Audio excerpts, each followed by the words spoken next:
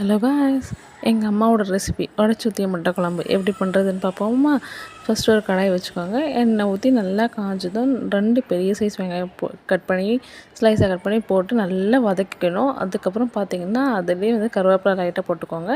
அதுக்கப்புறமா ஒரு 6 பெரிய சைஸ் தக்காளியை கட் பண்ணி குட்டி குட்டியாக கட் பண்ணி போட்டு நல்லா வதக்கிடுங்க. அதுலேயே இஞ்சி பூண்டு பேஸ்ட்டு, மஞ்சத்தூள், மிளகாத்தூள், தனியாத்தூள், கரம் மசாலா, அப்புறம் கொஞ்சம் லைட்டாக சிக்கன் மசாலா போட்டு நல்லா அந்த ரா ஸ்மெல் போகிற வரைக்கும் வதக்கிக்கோங்க. வதக்கிட்டு தண்ணி எவ்வளோ தேவையோ அந்த அளவுக்கு தண்ணி ஊற்றிக்கோங்க.